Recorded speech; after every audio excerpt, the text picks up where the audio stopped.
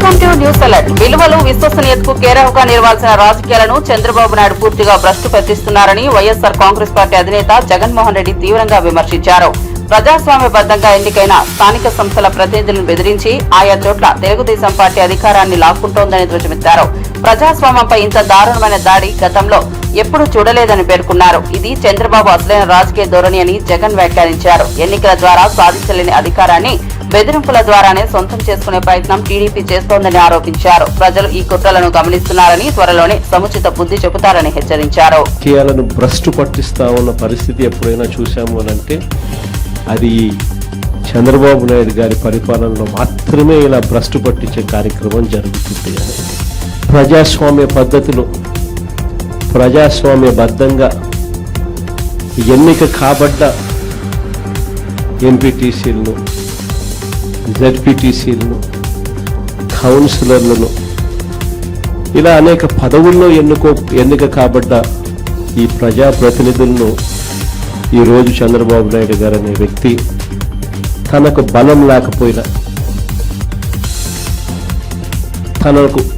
తన పార్టీ గుర్తు మీద తాను గెలిపించుకునే పరిస్థితి తనకు లేకపోయినా,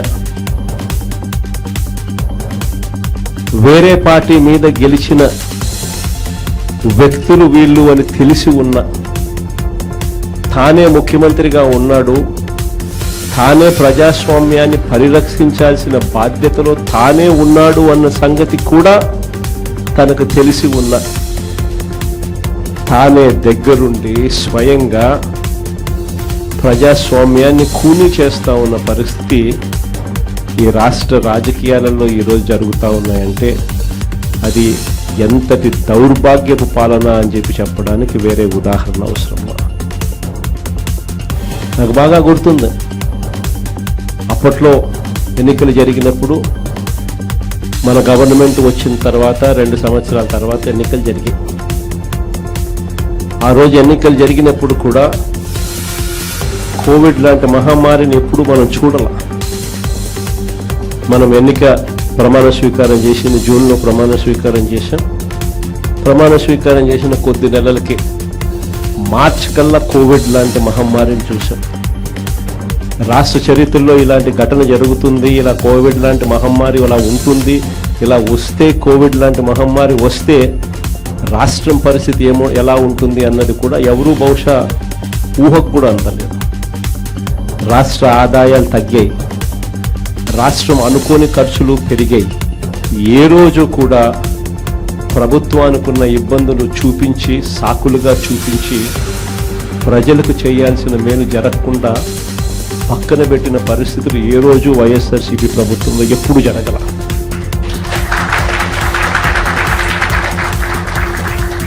మనకున్న సమస్యలు ఎన్నున్నా కూడా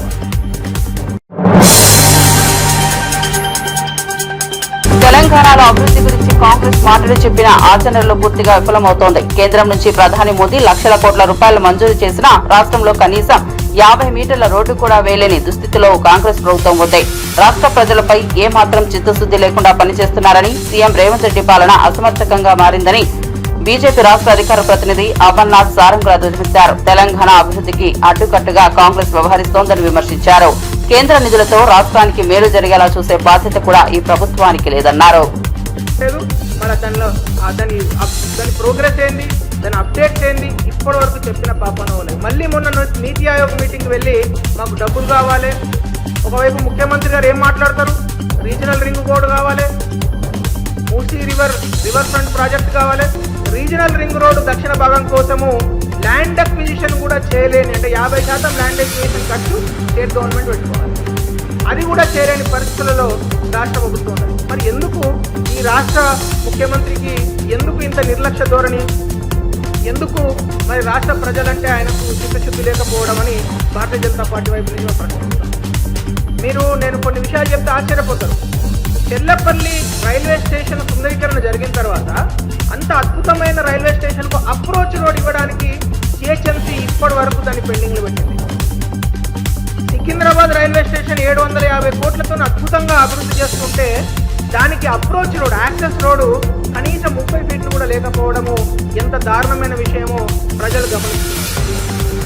కాజీపేట అనేక సంవత్సరాల నుంచి వరంగల్ కాజీపేట ప్రజల ఆశ వ్యాగన్ ఫ్యాక్టరీ.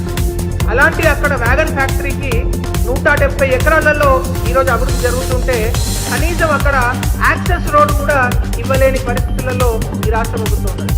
అంటే ఎందుకు మరి ముఖ్యమంత్రి గారికి ఈ రాష్ట్ర ప్రజల మీద కావచ్చు, లేకుంటే ఈ రాష్ట్ర అభివృద్ధి మీద కావచ్చు, ఎందుకు ఇంత నిర్లక్ష్యం అని మేము పదే పదే ప్రశ్నిస్తున్నాం.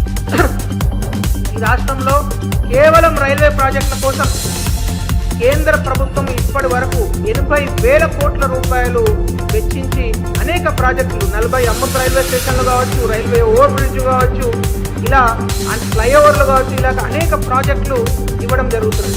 కానీ మనందరికీ తెలుసు భారత రాజ్యాంగం ప్రకారము రాష్ట్ర ప్రభుత్వ వాటా అయితే ఇవ్వాలి కదా. మరి రాష్ట్ర ప్రభుత్వ వాటా కొన్నిట్లో 30%, కొన్నిట్లో 40%, కొన్ని ప్రాజెక్టులలో 50% రాష్ట్ర ప్రభుత్వ వాటా ఇవ్వాలి. మరి ఈ వాటా ఇవ్వకపోవడం వల్ల, ఈ వాటాకు సంబంధించి బడ్జెట్లో పెట్టకపోవడం వల్ల, లేకుంటే ఆ వాటా పెట్టిన బడ్జెట్లో ఇప్పటివరకు డబ్బులు రిలీజ్ కాకపోవడం వల్ల అనేక స్టేజెస్లో ఈ ప్రాజెక్టులు పదే పదే పెండింగ్లో ఉన్నాయి. మీరు నేను చెప్తే ఆశ్చర్యపోతారు. ఈ రాష్ట్రంలో కేవలం రైల్వే ప్రాజెక్టులు, హైవే ప్రాజెక్టులు మాత్రమే కలుపుకుంటే 71,019 కోట్ల రూపాయల ప్రాజెక్టులు, 71,019 కోట్ల రూపాయల ప్రాజెక్టులు ఈరోజు పెండింగ్లో ఉన్నాయి. ఎందుకు పెండింగ్లో ఉన్నాయంటే ఈ రాష్ట్ర ముఖ్యమంత్రికి, రాష్ట్ర ప్రభుత్వం వానాకాలం ప్రారంభమైన నేపథ్యంలో రైతుల సమస్యలు పరిష్కరించేందుకు ప్రభుత్వంపై ఒత్తిడి పెరుగుతోంది. ప్రధానమంత్రి ఫసల్ బీమాను వెంటనే అమలు చేయాలని, నకిలీ విత్తనాలపై చర్యలు తీసుకోవాలని బీజేపీ కిసాన్ మోర్చా రాష్ట్ర అధ్యక్షుడు కొండపల్లి శ్రీధర్ రెడ్డి డిమాండ్ చేశారు. మండల స్థాయిలో నాణ్యమైన విత్తనాలు అందుబాటులో ఉంచాలని చెప్పారు. ప్రతి ఎకరాకు 15,000 రైతు భరోసా అందించాలన్నారు. 2 లక్షల రుణమాఫీని వెంటనే అమలు చేయాలని, తడిసిన ధాన్యాన్ని ప్రభుత్వమే కొనుగోలు చేయాలంటూ వ్యవసాయ కమిషనరేట్ డైరెక్టర్ గోపి ఐఏఎస్ కు మెమోరాండం ఇచ్చారు. రైతుల కోడంలో ప్రభుత్వ వైఖరిని ఆయన తీవ్రంగా తప్పుపట్టారు.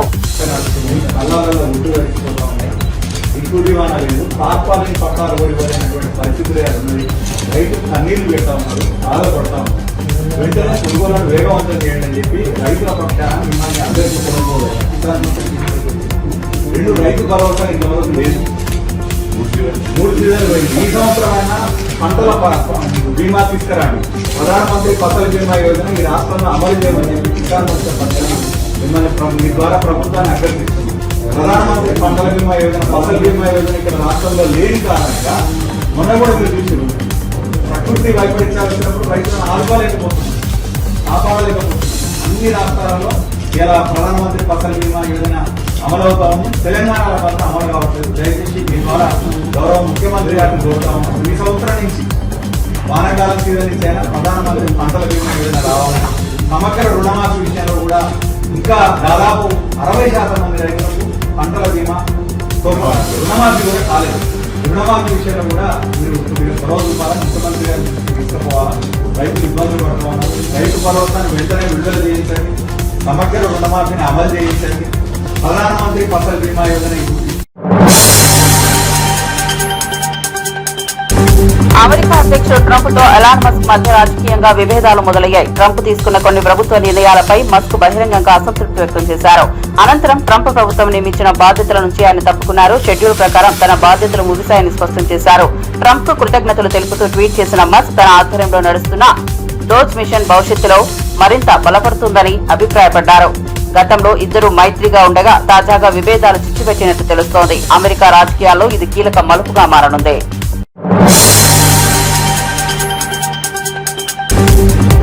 రెరాకు వచ్చే ఫిర్యాదులను బాధితులు సంతృప్తి చెందేలా పరిష్కరించాలన్న సూచనలు అన్ని రాష్ట్రాలకు ప్రధాని నరేంద్ర మోదీ చేశారు. కొనుగోలుదారులకు అన్యాయం జరగకుండా రెరా వ్యవస్థ పనితీరు ఉండాలన్నారు. ప్రతి ఫిర్యాదుదారుడి నుంచి సంతృప్తి లేఖ తీసుకోవాలని స్పష్టం చేశారు. గృహ మార్కెట్పై ప్రజల్లో నమ్మకాన్ని పునరుద్ధరించాలంటే రెరా నిబంధనలు ఖచ్చితంగా పాటించాలన్నారు. అన్ని రాష్ట్రాల సీఎస్లతో వీడియో కాన్ఫరెన్స్ నిర్వహించిన ప్రధాని 62,000 కోట్ల విలువైన జాతీయ ప్రాజెక్టుల పురోగతిని సమీక్షించారు. పారదర్శక పాలన ప్రజలకు అందాలన్నారు. న్యూక్లియర్ పవర్ ప్రాజెక్టుల దిశగా వేగంగా అడుగులు వేయాలన్నారు. ఐటీఐల్లోనూ సంబంధిత సబ్జెక్టు ప్రవేశపెట్టాలని సూచించారు.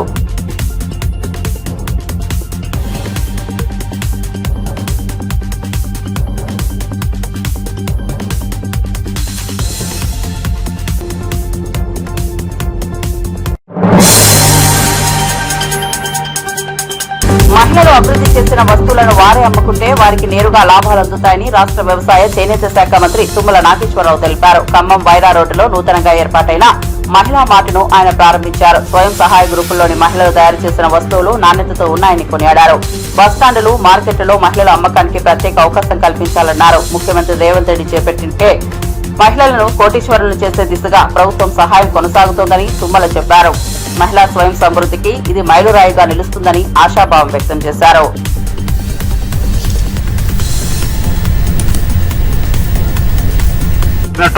వస్తువుల యొక్క విక్రయం కూడా మీ ద్వారాగానే జరిగితే ఆ లాభం మీకే రావాలని, మీ కష్టం మీకే చెందాలని ఖమ్మంలో 4 మూలల్లో కూడా ఉన్న మార్కెట్లలో ఇటువంటి ప్రొవిజన్ క్రియేట్ చేసి వాళ్ళు చేసినటువంటి వస్తువులు ఇక్కడే అమ్మకాలు కాకుండా పెద్ద మొత్తంలో తయారు చేసుకునేటట్టుగా ఇంకా బ్యాగులు తయారు చేశారు. మేడలు ముదిగొండోళ్ళు చాలా గొప్పగా చేశారు.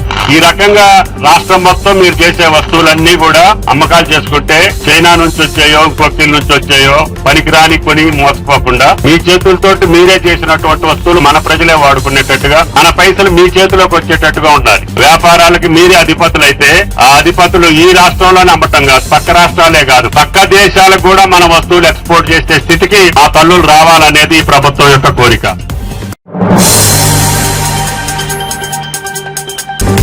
మహబూబ్ నగర్ జిల్లాలో రాజీవ్ గాంధీ విజ్ఞాన సాంకేతిక విశ్వవిద్యాలయం కొత్త క్యాంపస్ ఏర్పాటుకు ప్రభుత్వం గ్రీన్ సిగ్నల్ ఇచ్చింది. 180 సీట్లతో ఈ విద్యా సంవత్సరంలోనే కొత్త క్యాంపస్ ప్రారంభమవుతుందని అధికారిక ఉత్తర్వులు జారీ చేశారు. 2025-26 విద్యా సంవత్సరానికి 6 ఏళ్ల ఇంటిగ్రేటెడ్ కోర్సులకు నోటిఫికేషన్ విడుదలైంది.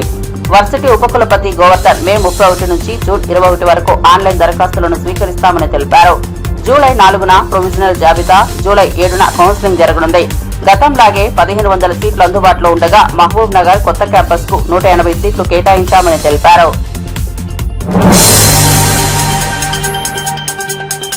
రాష్ట్రంలో అవినీతిని అరికట్టేందుకు ఏసీబీ అధికారులు కఠినంగా పనిచేస్తున్నా కొంతమంది అధికారుల తీరు మారడం లేదు. ప్రజల నుంచి భారీగా లంచాల డిమాండ్ చేస్తూ సామాన్యుల జీవితాలను కల్లోలంగా మార్చుతున్నారు.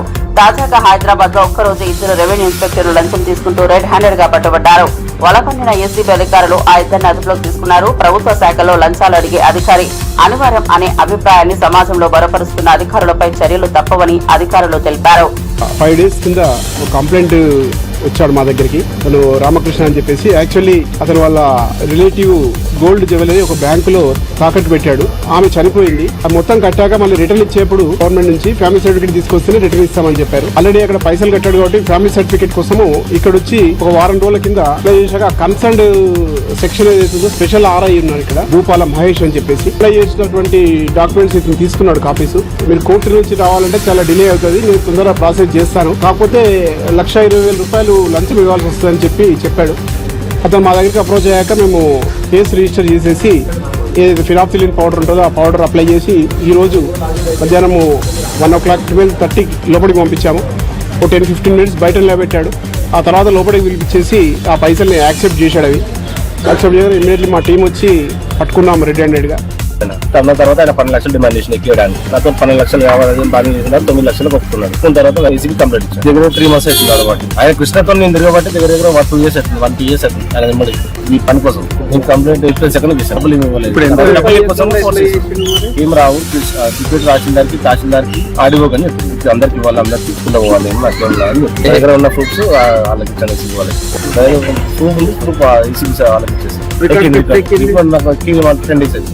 మాకు ఒక కంప్లైంట్ రావడం జరిగిందండి. ఒకతను ఈ పట్టా పుస్తకాలలో ఒక 7 గుంటల భూమి తక్కువ పడింది. సో ఆ 7 గుంటల భూమిని మళ్ళీ కరెక్షన్ చేసి ఇట్లా పట్టా పుస్తకాల్లో ఎక్కారు. కరెక్షన్ కోసం అని చెప్పేసి ఆయన ఒక ఆన్లైన్ లో అప్లై చేసుకోవడం జరిగింది. చేసిన తర్వాత ఇక్కడికి వచ్చి ఇట్లా ప్రాసెస్ చేయమని చెప్పి ఇక్కడ రిక్వెస్ట్ చేసినాడు. ఇక్కడ రిక్వెస్ట్ చేసినప్పుడు ఇక్కడ ఉన్న ఒక ఆర్ఐ జి కృష్ణ గారు కరెక్షన్ చేయడానికి 12 లక్షల రూపాయలు లంచంగా ఇవ్వమని చెప్పేసి అతను డిమాండ్ చేసింది. లాస్ట్గా 9 లక్షల రూపాయలు ఇవ్వడం జరిగింది. అప్రోచ్ అయితే మమ్మల్ని మేము ఆ కేసుని రిజిస్టర్ చేసుకొని ఈరోజు ఇక్కడ వచ్చేసి విచారణ జరిపి అతన్ని అదుపులోకి తీసుకోవడం జరిగింది. డబ్బులు అడుగుతున్నాడు, దేనికి కారణం అదేనంటే కొంచెం మంది ఐఆర్ అఫీషియల్స్ కూడా ఇవ్వాల్సి ఉంటుందని చెప్పాడు. ఆ ఐఆర్ అఫీషియల్స్ ఎవరు ఏంది అనేది కూడా మేము విచారణ జరుపుతున్నాం. నక్సలైట్ల పేరుతో డబ్బులు దండుకునేందుకు 2 యువకులు వేసిన పథకం బెడ్స్ కొట్టింది.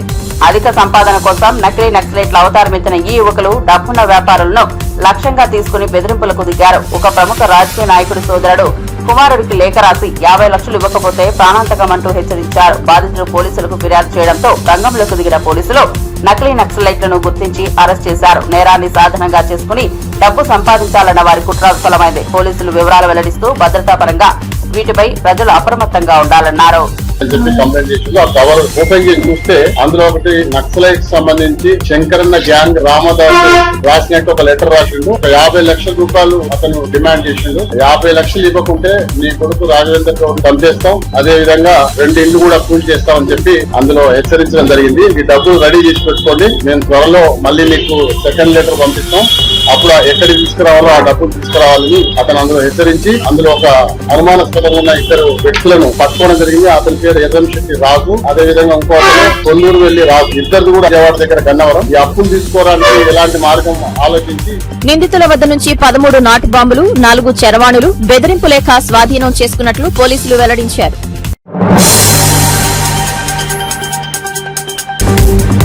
థియేటర్ల బంద్ వ్యవహారం అత్యంత సున్నితమైన అంశమని ప్రముఖ నటుడు రాజేంద్ర ప్రసాద్ అన్నారు. పవన్ కళ్యాణ్ ఈ అంశంపై కోపంతో మాట్లాడిన విషయంలో సానుభూతి ఉందని తెలిపారు.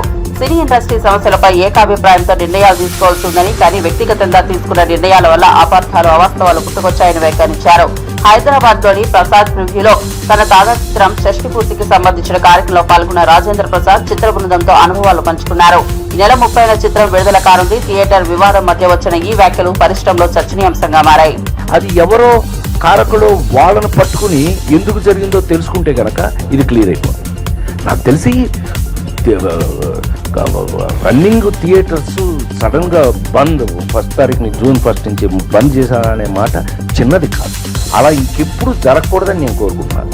ఇది 45 సంవత్సరాలుగా ఇండస్ట్రీలో ఉండి అలా పిచ్చి డెసిషన్ గబుక్కుని ఏదో ఎవరో అన్నారండి, ఎవరో అన్నది అందులోకి వచ్చేసింది, అది మీ అందరికీ ఎవరో చెప్పుకుంటారు, ఆటోమేటిక్గా మీరే చెప్తారు. మీకేముంటుంది, న్యూసే కదా, మీకు ఇట్స్ ఎ న్యూస్. ఆటోమేటిక్గా మీరు అందరూ న్యూస్ వేస్తారు. న్యూస్ వేసేటప్పుడు అది క్వశ్చన్ మార్క్ అయింది. ఎవరు పవన్ కళ్యాణ్ ఒక బాధ్యత తీసుకుని ఎందుకు అట్లా జరిగింది కనుక్కోమని దాన్ని సీరియస్గా తీసుకున్నాడు. ఎస్ ఈజీనే డిప్యూటీ సీఎం అండి, నాట్ ఏ జోక్. మామూలుగా అవ్వలేదుగా, తను డిప్యూటీ సీఎం అయ్యాడు. ఇవాళ ఆన్సరబుల్ టు ఎనీబడి, పబ్లిక్ అందరికీ ఆన్సరబుల్ పొజిషన్లో ఉన్నాడు కాబట్టి దాన్ని సీరియస్గా తీసుకున్నాడని నేను అనుకుంటున్నాను. నాకు తమ్ముడుగా కాదు, నేను అతను సపోర్ట్ చేస్తాను మీరు అనుకోవద్దు. అతను పొజిషన్లో ఉన్నాడు కాబట్టి తెలుసుకోవలసిన బాధ్యత అతనికి ఉంది కాబట్టి బాధ్యత తీసుకోవలసిన పొజిషన్లో అతను ఇవాళ డిప్యూటీ సీఎంగా ఉన్నాడు కాబట్టి దాన్ని ఏదంటూ కనుక్కోండి, ఆపండి. వై ఇట్ హ్యాపెన్, ఇలా ఎప్పుడు జరగకూడదు, మంచిది. ఎందుకు జరిగిందో తెలియదు కానీ ఇంకెప్పుడు ఇలా జరగకూడదు అనేది మాత్రం 100% ఒక మంచి డిసిషన్. సార్ నమస్తే సార్. నమస్కారం సార్. ఈ 48 ఏళ్ల కెరీర్లో మీరు ఎన్నో అద్భుతమైన పాత్రలు పోషించారు, నవ్వించారు, ఏడిపించారు, అన్ని రకాలుగా ఆకట్టుకున్నారు ప్రేక్షకుల్ని. కానీ మీరు అంటే ఒక ప్రభాస్ లాంటి ఒక పాన్ ఇండియా సినిమా చేయడంతో పాటు ఒక కొత్త హీరోని ఎంకరేజ్ చేయడం కానీ, ఒక కొత్త డైరెక్టర్ని ఎంకరేజ్ చేయడం కానీ, అంటే చాలామంది ఆర్టిస్టులు ఏంటంటే ఒక పాన్ ఇండియా సినిమా చేసిన తర్వాత మళ్ళీ మన ఇమేజ్ పడిపోకూడదు, మనం చిన్న సినిమాలు చేయకూడదు అని ఒక గిరిగీసుకొని పెట్టుకుంటారు. మీరు మాత్రం పాన్ ఇండియా సినిమాతో పాటు ఒక చిన్న సినిమాను కూడా చేయడంలో ఎప్పుడు ముందుంటారు. సో అంటే ఈ డిసిషన్ తీసుకోవడానికి కారణం ఏంటి అంటే మనం ఎప్పుడు ఖాళీగా ఉండొద్దు, ఏదో ఒక సినిమా చేస్తూ ఉండాలి, ఖచ్చితంగా మనం ఇలా కంటిన్యూ అవుతుండాలని ఒక అభిప్రాయమా, లేకపోతే కొత్త వాళ్ళని కూడా ఎంకరేజ్ చేస్తూ వాళ్ళ టాలెంట్ని బయటికి తీసుకురావడం మీ యొక్క సదుద్దేశమా సార్? ఏంటి? మంచి అద్భుతమైన క్వశ్చన్. ఎందుకంటే నాలాంటి వాడిని అడగాల్సినదే క్వశ్చన్. ఎందుకనంటే 48 సంవత్సరాల సినిమా మీ అందరికీ తెలుసు.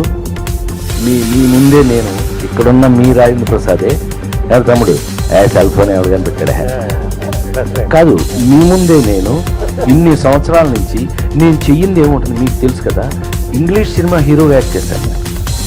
ఏమండి, నేను ఇంగ్లీష్ సినిమాలో క్విగ్గన్ మురుగన్ అని, మీరు ఇప్పుడు కావాలంటే ఒకవేళ స్టార్ మూవీస్లో అమ్మాయి ఇవాళకి వేస్తారు. ఆ సినిమా ఇంగ్లీష్ సినిమాలు వేస్తారు కదా, ఆ సినిమాలతో పాటు క్విగ్గన్ మురుగన్ కూడా వేస్తారు. ఇంకా మీరు సంతోషపడతాను అని అంటే, మీ సందర్భంగా మీరు అందరూ నాకు తమ్ముళ్ళేగా, ఇంకా సంతోషపడతాను అని అంటే కనుక ఎమిరేట్స్ ఫ్లైట్ ఇంటర్నేషనల్ టీటీడీ ఆధ్వర్యంలోని బాలాజీ వికలాంగుల చికిత్స పరిశోధన పునరావాస కేంద్రం డైరెక్టర్ గా డాక్టర్ గుడూరు జగదీష్ బాధ్యతలు స్వీకరించారు. ఈ సందర్భంగా ఆసుపత్రి సిబ్బందితో పాటు పలువురు అభిమానులు ఆయనకు సన్మానం నిర్వహించారు. అర్చకులు వేద ఆశీర్వచనం పలికారు. బర్డ్ సేవలను రాష్ట్ర వ్యాప్తంగా విశాలంగా విస్తరించేందుకు కృషి చేస్తారని తెలిపారు. CM Chandrababu, TTD chairman BR Naidu, EO Shyamala Rao సూచనల మేరకు కేంద్ర సేవలు మరింత ప్రజలకు అందుబాటులోకి తేనున్నట్టు చర్యలు తీసుకుంటారని వెల్లడించారు. తిరుపతిలో వైద్య రంగంలో ఇది మరో కీలక ముందడుగుగా మారింది.